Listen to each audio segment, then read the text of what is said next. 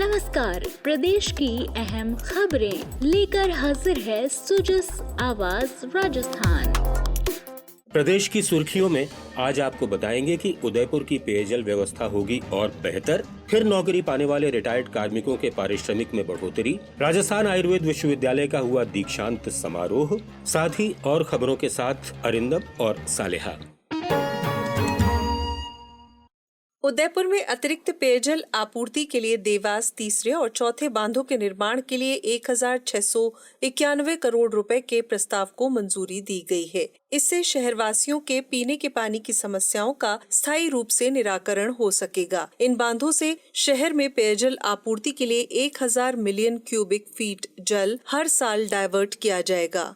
इन बांधों से 3 करोड़ 43 लाख लीटर अतिरिक्त पेयजल मिलने से उदयपुर शहर के 6 लाख से ज्यादा लोगों को फायदा होगा। प्रदेश में सेवानिवृत्ति के बाद दोबारा नौकरी पाने वाले कार्मिकों की मासिक पारिश्रमिक दरों में बढ़ोतरी की गई है। इसके साथ ही विद्यमान महंगाई भत्ते के बाद अब पारिश्रमिक की दरें लगभग दुगनी हो गई हैं। करीब 5 साल के बाद पुनर्नियोजित सेवानिवृत्त कार्मिकों के समेकित पारिश्रमिक में बढ़ोतरी की गई है। मुख्यमंत्री अनुप्रति कोचिंग योजना के तहत अब 30,000 विद्यार्थी कोचिंग कर सकेंगे। पहले ये संख्या 15,000 थी। इस योजना के लिए मुख्यमंत्री अशोक गहलोत ने 56 करोड़ 40 लाख रुपए के प्रस्ताव को मंजूरी दी है। आपको ये भी बता दें कि इस योजना के तहत प्रदेश के आर्थिक रूप से कमजोर विद्यार्थियों को विभिन्न प्रतियोगी परीक्षाओं और प्रोफेशनल कोर्सेज की तैयारी के लिए निःशुल्क कोचिंग के अवसर उपलब्ध करवाए जाते हैं। मुख्यमंत्री अक्सर सार्वजनिक मंचों से इस योजना का जिक्र करते रहे हैं। कई योजना हम खुद चला के लाए। अनुप्रति योजना है, हम जानते हैं कि हर व्यक्ति कोचिंग की फीस दे नहीं सकता, तो आज करीब 20,000 छात्रों को हम लोग फ्री कोचिंग करवा रहे हैं राजस्थान में। तो आदिवासी बच्चे भी काफी ज्यादा संख्या में विदेश में कोई जाना चाहे तो प्रतिवर्ष 200 बच्चों को हम लोग, जो किसी भी मुल्क के बच्चे जाते हैं, फीस बहुत ज्यादा होती है तो जा नहीं पाते। तो हमने रास्ता निकाला है, जो आदिवासी है, दलित है, बीपीएल के लोग हैं या जो आर्थिक रूप से कमजोर हैं, उनको हम लोग पूरी फीस सब कुछ सरकार दे रही है।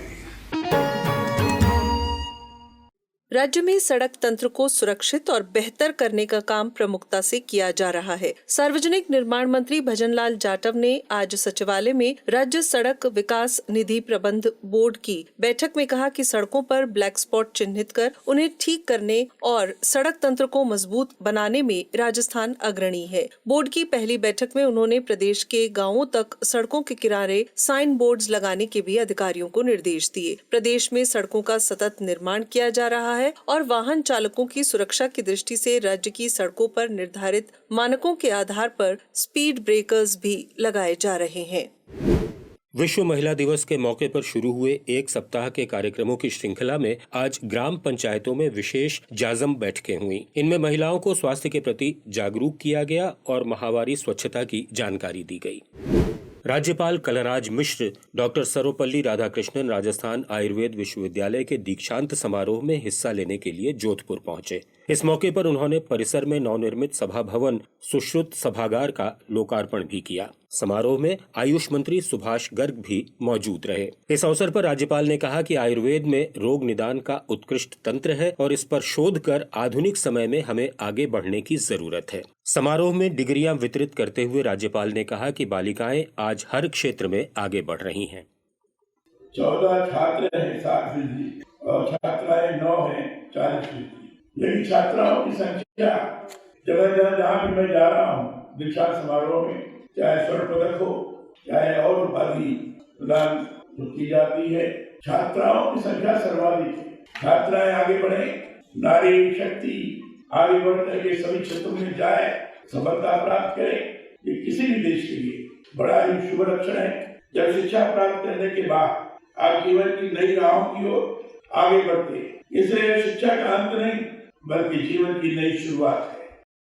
इंफॉर्मेशन टेक्नोलॉजी यानी आईटी, इसके क्षेत्र में राजस्थान काफी प्रगति कर रहा है, ये कहना है मुख्य सचिव उषा शर्मा का। वे जयपुर के आरकेट में हुए एक समारोह में बोल रही थी। कार्यक्रम में आरकेट यानी Rajiv Gandhi centre for advance technology और वनस्थली विद्यापीठ के बीच एक MOU पर हस्ताक्षर किए गए। इसके तहत आरकेट एडवांस टेक्नोलॉजी के क्षेत्र में विद्यापीठ के स्टूडेंट्स और शिक्षकों को ट्रेनिंग देगा। एडॉप की ओर से भी ग्रामीण और स्वयं सहायता समूह की महिलाओं के लिए ग्राफिक डिजाइनिंग का कोर्स भी शुरू किया गया है। मुख्य सचिव ने कहा कि आर्केट उच्च श्रेणी की कंपनियों के साथ MOU करके बेहतरीन फिनिशिंग स्कूल के रूप में उभरा है। इस मौके पर सूचना प्रौद्योगिकी आयुक्त ने बताया कि आर्केट रोबोटिक्स, ब्लॉकचेन और अन्य क्षेत्रों में 70 से ज्यादा कोर्सेज चला रहा है और जल्द ही हर संभाग मुख्यालय पर आर्केट शुरू किया जाएगा।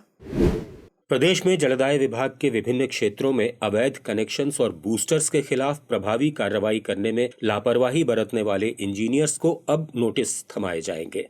अतिरिक्त मुख्य सचिव PHED ने कहा कि जल जीवन मिशन में सबसे निचली पायदान पर रहने वाले अभियंताओं को चार्जशीट भी दी जाएगी। जल कनेक्शंस में अव्वल रहने वाले जिलों को भी कनेक्शंस की संख्या बढ़ाते हुए लक्ष्य हासिल करने होंगे। गर्मी के मौसम को देखते हुए अवैध कनेक्शंस हटाने और बूस्टर्स जब्त करने के निर्देशों पर गंभीरता से काम करना होगा। उन्होंने बताया कि पिछले 1 साल में करीब 14,252 अवैध जल संबंध हटाए गए हैं। सबसे ज्यादा 2,215 अवैध कनेक्शंस अजमेर में हटाए गए। इस अवधि में विभाग ने 709 बूस्टर्स भी जब्त किए। वर्तमान में राजस्थान में करीब 1.5 लाख आंगनबाड़ी कार्यकर्ता काम कर रही हैं। महिला सशक्तिकरण के लिए निरंतर प्रयासरत गहलोत सरकार ने इस बजट में 8,000 नए आंगनबाड़ी केंद्र खोलने की घोषणा की है। इसी पर और ब्यौरा मेधा से।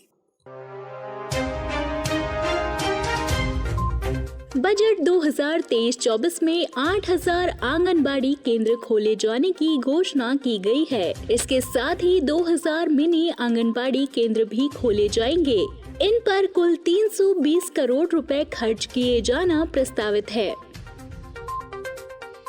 वर्ष 2018 में प्रदेश में आंगनबाड़ियों में बच्चों, किशोरियों और धात्री महिलाओं की संख्या 36 लाख थी, जो अब बढ़कर 48 लाख हो गई है। पिछले 4 सालों में लाभार्थियों की संख्या बढ़कर 12 लाख से अधिक जा पहुंची है। आगामी बजट में जनजातीय क्षेत्रों में शिक्षा को बढ़ावा देने के लिए 250 माँबाड़ी केंद्र खोले जाने का भी ऐलान किया गया है। आंगनबाड़ी के बच्चों की नियमित शारीरिक जांच एवं पोषण संबंधी आवश्यक उपकरण उपलब्ध कराने के लिए 70 करोड़ रुपए की राशि खर्च की जाएगी। इसके साथ ही प्रियदर्शनी डे केयर सेंटर्स योजना प्रारंभ किया जाना भी प्रस्तावित है, जिसके लिए आगामी बजट में 60 करोड़ रुपए की लागत से 500 डे केयर सेंटर्स खोले जाएंगे। सुजस आवाज राजस्थान से मेधा। जिला स्वास्थ्य समिति ने कोटा में गर्भवती महिलाओं के लिए नवाचार शुरू किए हैं। इसके तहत गोविंदनगर डिस्पेंसरी में 121 महिलाओं को लाभान्वित किया गया। इसमें जिला कलेक्टर ने गर्भवती महिलाओं को पोषक आहार का महत्व बताया। चित्तौड़गढ़ के मोहर मगरी में आज लवकुश वाटिका की शुरुआत हुई। राजस्थान धरोहर प्रोन्नति प्राधिकरण के अध्यक्ष सुरेंद्र सिंह जाड़ावत और जिला कलेक्टर ने इसका शुभारंभ किया। यहाँ बच्चों के लिए प्लेग्राउंड और एडवेंचर जोन भी बनाए गए हैं। प्रदेश में बेमौसम बरसात और ओले गिरने से फसलों को हुए नुकसान का कृषि विभाग विशेष गिरदावरी कराकर आकलन करा रहा है। करीब 18 जिलों में गेहूं, चना और सरसों की फसलों को लगभग 25% नुकसान हुआ है।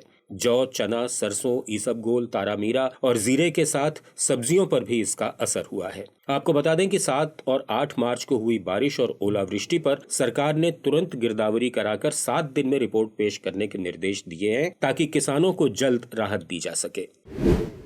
RPSC की उप निरीक्षक और प्लाटून कमांडर के इंटरव्यूज का 5वां चरण 20 मार्च से होगा। इसमें 20 से 22 मार्च और 27 से 29 मार्च तक 360 अभ्यर्थियों के साक्षात्कार होंगे।